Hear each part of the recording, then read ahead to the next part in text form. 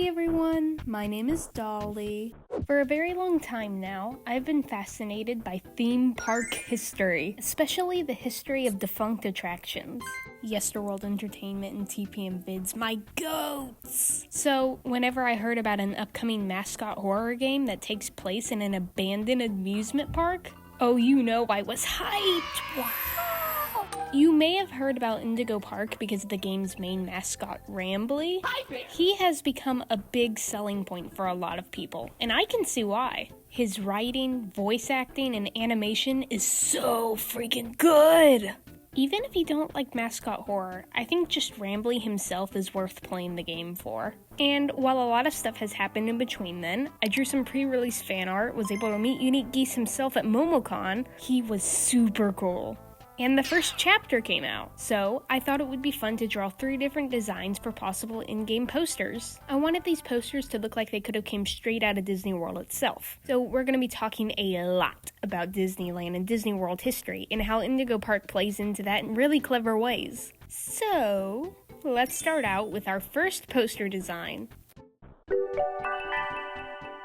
So, for the first poster design, I was originally thinking about doing something relating to the defunct Disney ride Superstar Limos, because there's a little sign that says Lloyd's Limos in the back of Rambley Railroad, which I'm pretty sure is a reference to that ride. But I felt that didn't give me a whole lot to work off of, so I started looking at Lloyd's other attraction, Lloyd's Main Stage Theater, because it's one of the more important areas in Chapter 1, and from what I remember, it didn't have an in-game poster?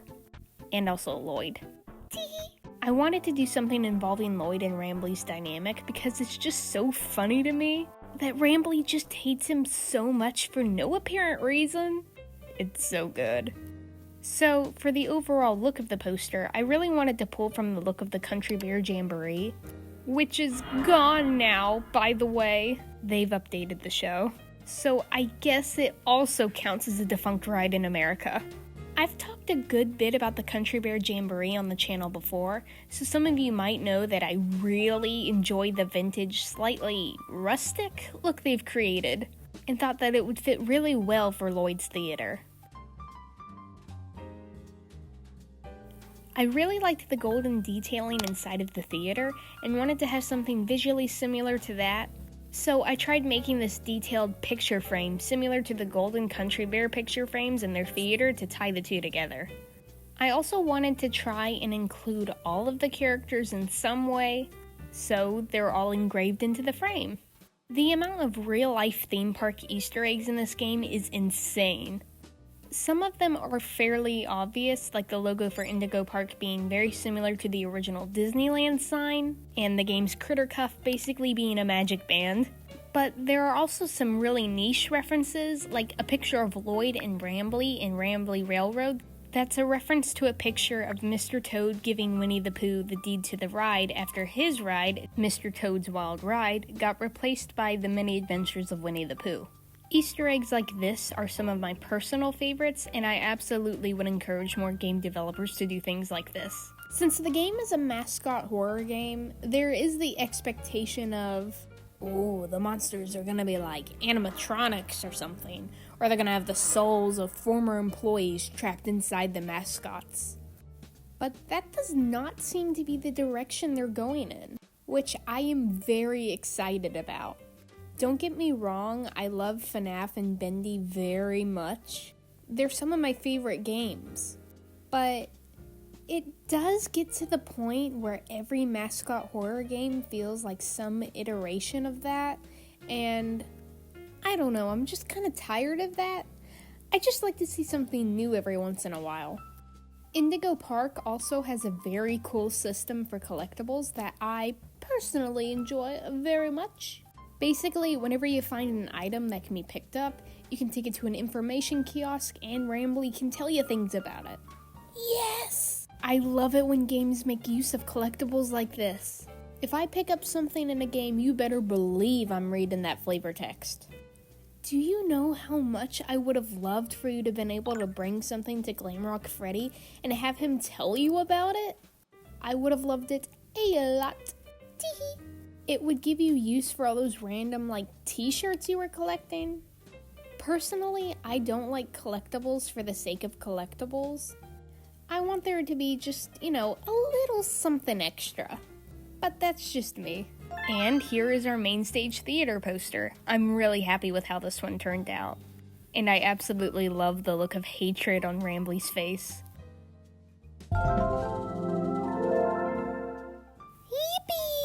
Next up is one of my personal favorites, Rambley's Railroad. Woohoo! So, yes, while Rambley's Railroad does technically have an in-game poster, I had this really fun idea that I couldn't get out of my head, of a poster in the style of It's a Small World. This is the Mary Blair art style you might see in a lot of parks, especially if you're looking at the older stuff. It's very bright and shape-oriented, and it is usually lineless. So this style was a bit of a fun challenge for me because, well, I really don't draw lineless art, but it's an art style I've always really liked and wanted to try. So my main idea for this poster was to have each character in the respective section from the ride in one long line that eventually stops at Rambley in his little train. Rambley's Railway definitely reminds me of the more slower dark rides in Disneyland, like Snow White's Scary Adventures, Peter Pan's Flight, Small World, so I wanted to do a poster that was similar to those rides' posters. And I wanted to make a poster that showed a little bit more of what the ride was like. As for non-Disney rides, Rambley's Railroad actually reminds me a lot of the defunct Wiggles Dark Ride. I know that's a wild thing to say, but hear me out here. The room turning dark after a scene, characters talking to you on a screen, meeting a new character in each room. It honestly wouldn't surprise me if it was intentional. I think Salem's section might have been the most difficult part of the poster, just because in the game, their whole area is kind of destroyed. So I kind of had to guess what most of the scene was. From what I could gather, it seemed to be a dark pine tree forest, so I went with that. If I missed something, please forgive me. It also took me a while to figure out how to interpret Lloyd's scene because everyone else's scenes were outside and his was on a stage. I wasn't really sure how to blend that in. I ended up making the curtains part of the environment and adding some little blue sparkles around him instead of the initial idea of a big spotlight shining on him. Since the first chapter ended with you entering Finley's ride, I've been thinking a lot about what they could do for it. If it's an actual ride and not just like an aquarium or something, I'm thinking it could either be something like Pirates of the Caribbean with a boat on a track underwater, maybe have it be a little spooky, or it could be something like The Seas with Nemo and Friends, which is a ride where you go inside a little submarine and then you basically look out of this little window and see all the little scenes that they've set up underwater. Personally, I think I'd really like to see the Nemo one, because just imagine how cool it would be to be looking around in your tiny little window and then you see Finley slowly swim by. Ooh, it could be very spooky. That's all I'm saying. But who knows, I could be way off and it's actually like a swimming pool or something. I'm also interested to see if Salem will have a bigger role at all in the second chapter, because the only real characterization we get for them is the arcade cabinet, since their section was completely destroyed on the ride. I'm curious to see what a possible monster form could look like. Ew! Because we kind of have everyone's except Salem and like Rambley, but I don't think he's gonna get one. And here's the Rambley Railway poster. I really like how cutesy this one ended up being. I think Salem has to be my favorite one here. So, for this poster, while there was the option to do something for Molly's rooftop races, it was kind of destroyed. So I wasn't sure what I could really do with that other than have it look like an Astro Orbiter poster, which is a ride at Disney's Tomorrowland that's very similar to what Rooftop Races probably was. And then I noticed that the gift shop had posters in it. Well, kind of. So I thought that it would be cute to have more of a specialized gift shop poster. The lack of specialized advertising in the park is probably my only big critique of Indigo Park's first chapter, but I also know they had a very small budget, so I don't really blame them at all for that. So for this drawing, I didn't really reference any specific type of Disney art. It was more of a getting the general vibes of vintage theme park ads. I thought it would be cute to make it look like they all went out on a little shopping spree, and they're carrying things you, yes you, can buy too. Oh my god. I don't know if anyone else really shares this sentiment, but I love in-universe advertising. Poppy Playtime doll ad, bendy posters, fizzy fazz, I eat that up. It's just one of my favorite types of world building. Why? I really couldn't tell you.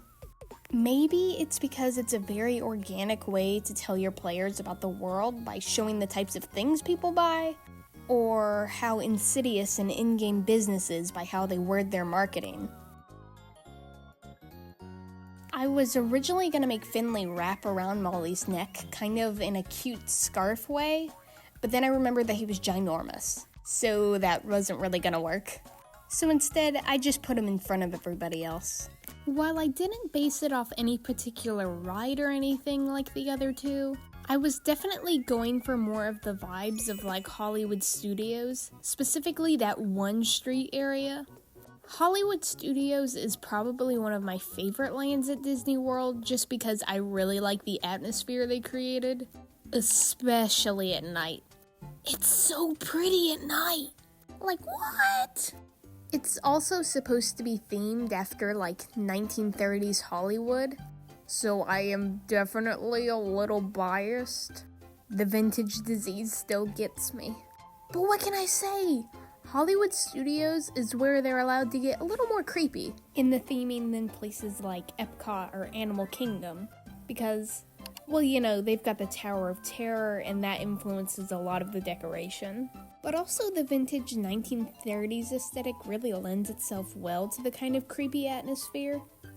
And here's the finished gift shop ad. This was a very silly one, and I really enjoyed coming up with it. I'm actually really proud of the way Molly Macaw turned out on this one. I don't know, she just looks very cute.